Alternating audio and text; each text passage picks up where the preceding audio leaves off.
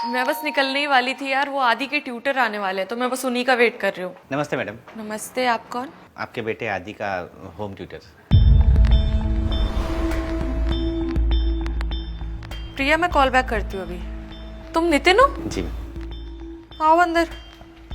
एक मिनट, ये चप्पल आप बाहर उतार देना प्लीज, क्योंकि हम बाहर के स्लीपर्स ना घर में यूज नहीं करते हैं। ओके।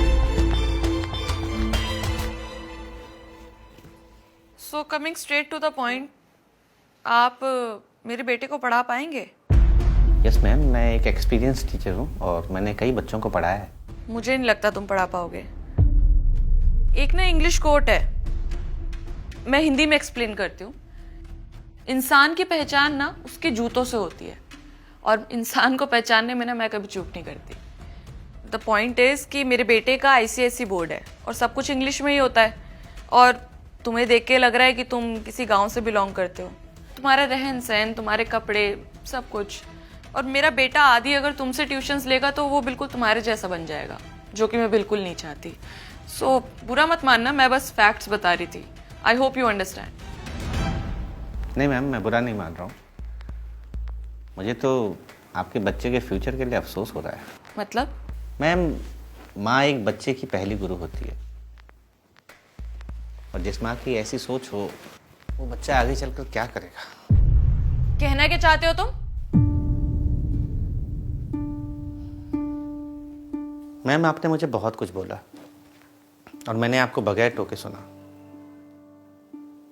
अब मैं आपसे कुछ कहूँगा, लेकिन आप नाराज मत होइएगा। शायद आपने ना अनपढ़ होने की परिभाषा गलत किताब में पढ़ लिया।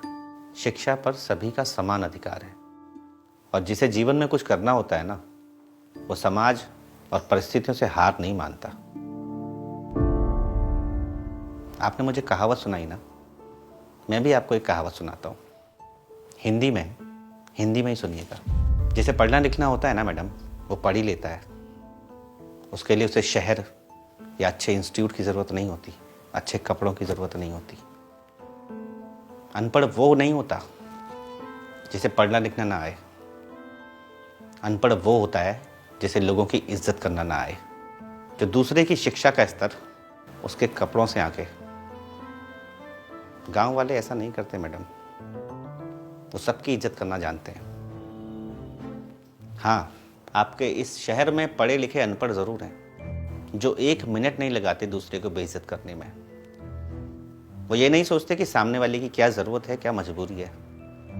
बाकी रही मेरी बात, 12th में मैंने स्टेट टॉप किया था, यूपीएससी का मेंस क्लियर कर चुका हूँ, इसीलिए एनबी कोचिंग ने मुझे हायर किया है।